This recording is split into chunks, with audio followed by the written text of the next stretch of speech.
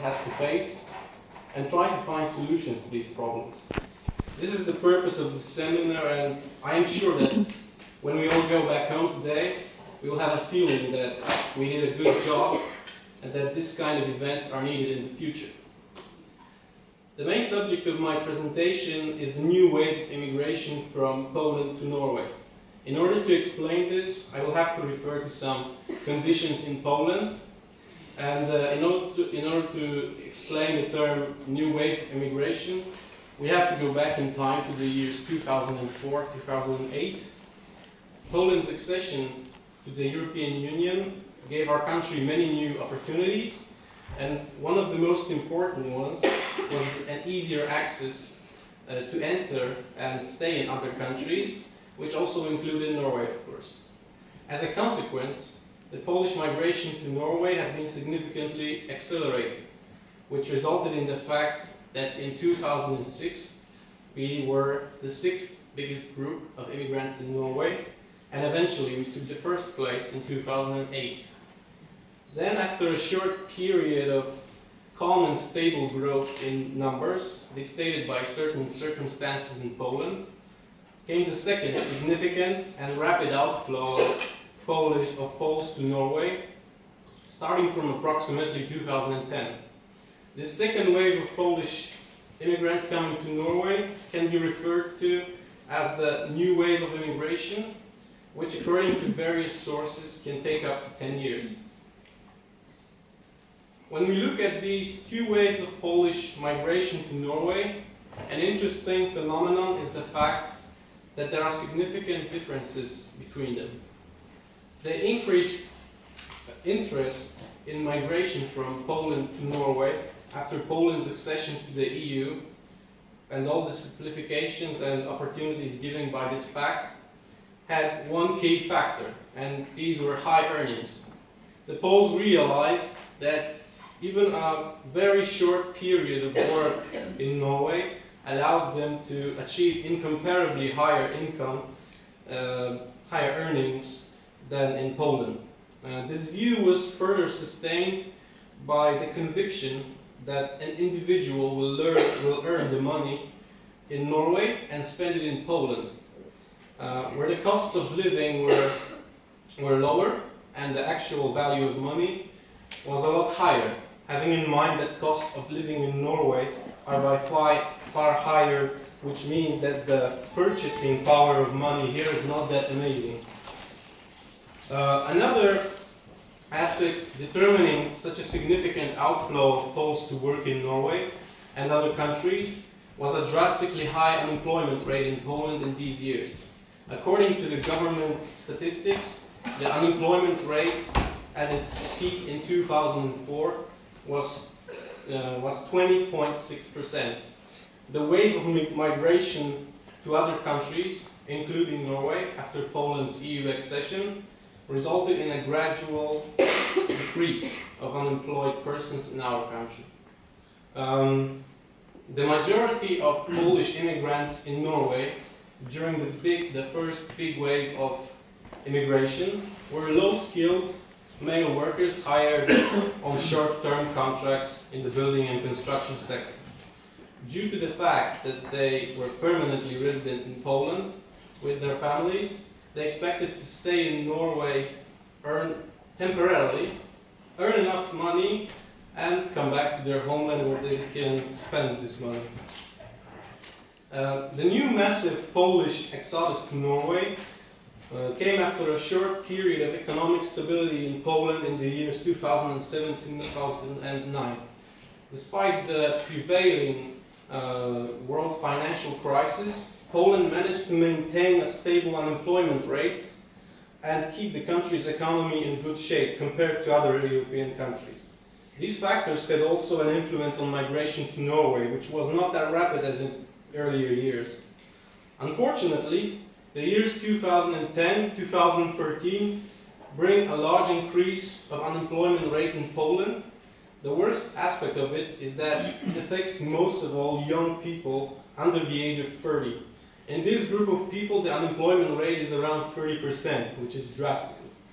Furthermore, the majority of unemployed young people are these who graduated and are entering the labor market in Poland, which cannot provide them job offers in accordance to their preferences and their obtained skills and knowledge. Another problem which contributed to the high unemployment rate in the last few years was the crisis of the Polish shipbuilding industry.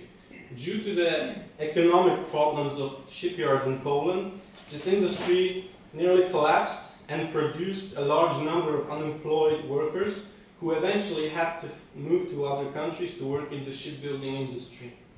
Many of these people are hired now in Norwegian companies operating in this sector, and their qualifications and experience obtained in Polish shipyards allow them to maintain a well-paid job in Norway, where they are considered to be employees of very high value. These mentioned factors have a very big influence on the outbreak of the new wave of Polish migration to Norway. In comparison to the previous wave, we see that some of the motivations and tendencies have changed, as well as the profile of people who wish to live and work in Norway. The economic aspect is still a very important motivation among new immigrants.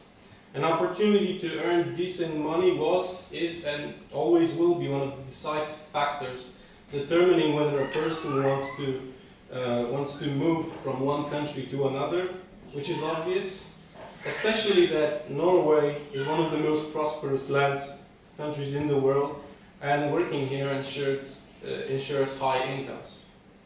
Higher earnings mean also a higher standard of living, which is also desired by the new immigrants, as well as social security, which Norway can definitely provide.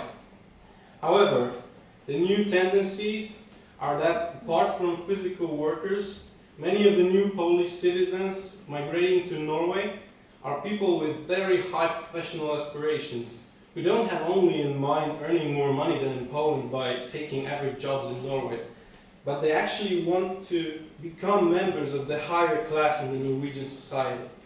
That is why many of them study in Poland, and after graduation they immediately move to Norway, where they learn the language, and after a while they take up their dream jobs here. We have many examples on this. For example, the Polish universities, which provide learning Norwegian and Scandinavian studies.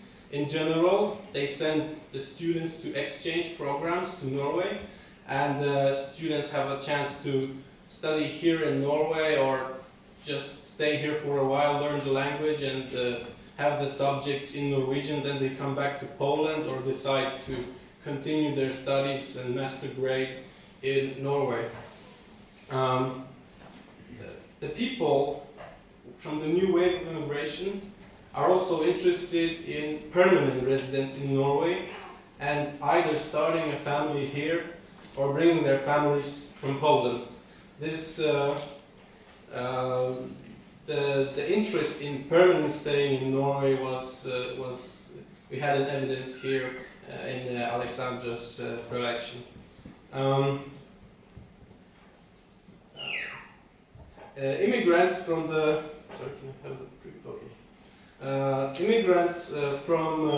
the new wave of immigration are not only represented in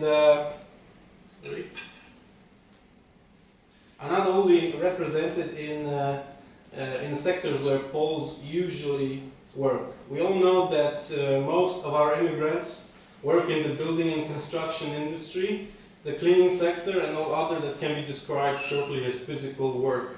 But now, this new wave of immigration brings also a diversity of sectors where Poles are represented, and as a consequence, there are more and more highly educated Poles working in sectors such as education, health services, legal services, offices, public administration, IT, etc. Another interesting sector where we see a rapid increase of Polish representation is business. As a company which deals with consulting services for business on a daily basis, we can say definitely that Polish entrepreneurs choose Norway as the land where they can run a successful business. There is an eruption of Polish companies which want to carry out business activities in Norway as the NUFs, the Norwegian Registered Foreign Companies. but apart from that, there are Polish entrepreneurs who are not scared to register and run a typical Norwegian company, such as a sole proprietorship or a limited liability company. I can risk a thesis that the Polish businessmen, are the most organized among businessmen from the new EU countries. I had several meetings in embassies from other new European Union countries, and they didn't even hear about, let's say, businessmen from Lithuania or Romania who want to establish an Akcja Selska, for example. And Poles do this, and there are more and more of these companies. Norway's attractiveness for Polish immigrants from the new wave of immigration is based on 3 pillars or foundations. These are high incomes, a chance for good education and job, and social security. When it comes to high incomes, as I mentioned before, working in Norway provides incomparably higher earnings than in Poland, despite high costs of living. Furthermore, some of the additional income sources in Norway are not known or insignificant in Poland, such as the holiday pay, regulated by the law, and the social benefits, which exist in Poland, but the rates are quite poor. The branches where the majority of Poles work, such as the building and construction, shipbuilding and cleaning industry, have minimum hourly wages, hourly rates, which are protected and guaranteed by collective agreements.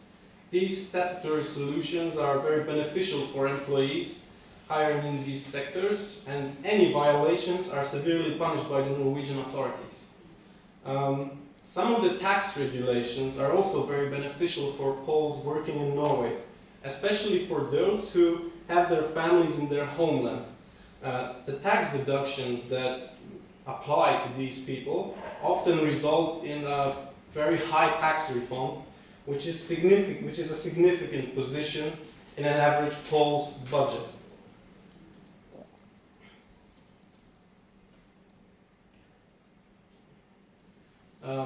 Obtaining an education in Norway gives a better opportunity to find an ideal job in comparison to Poland and the lower risk of long-term unemployment.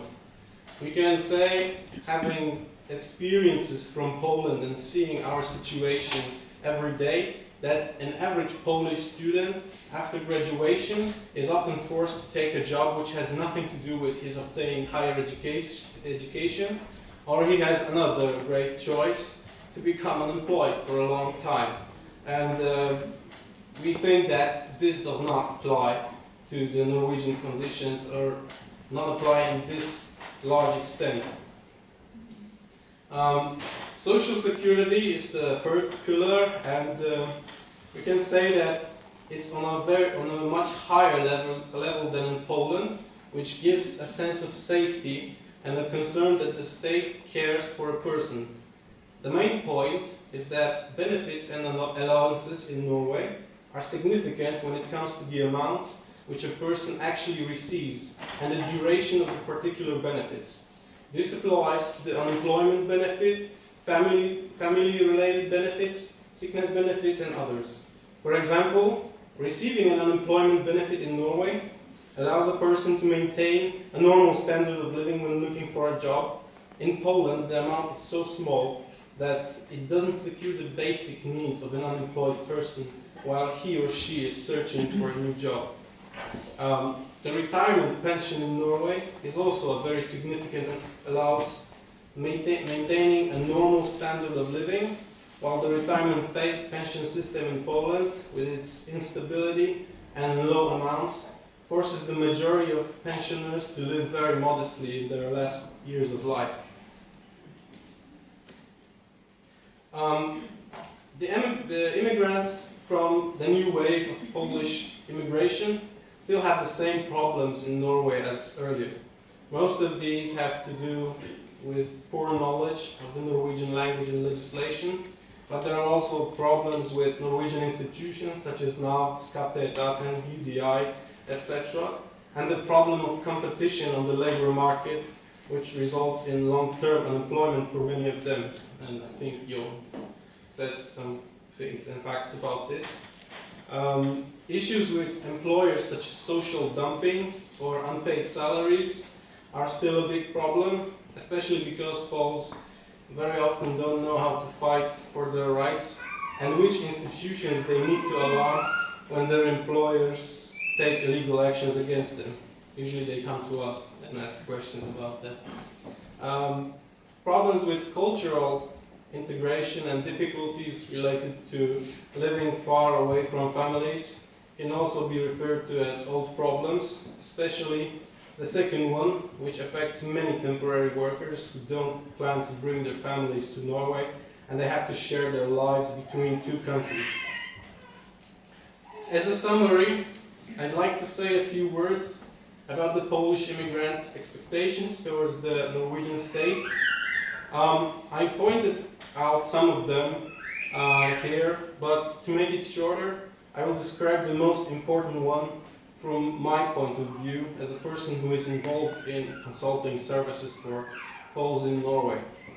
We know from our experience that the Poles would wish an effective and simple contact with the Norwegian public administration. Our company helps these people with all the problems with authorities, but even for us it's very frustrating when the Norwegian institutions react so slowly to inquiries and that they sometimes give contradictory information. We realize that there is a lot of goodwill on the Norwegian side and that it is difficult to implement some solutions for these systems such as NAV or the tax administration. But this is for a greater cause. The cause is that the new wave of Polish immigration won't stop in the nearest future, and I think that neither us Poles nor our Norwegian friends want this wave to become a tsunami which will destabilize the state. Thank you very much for your attention.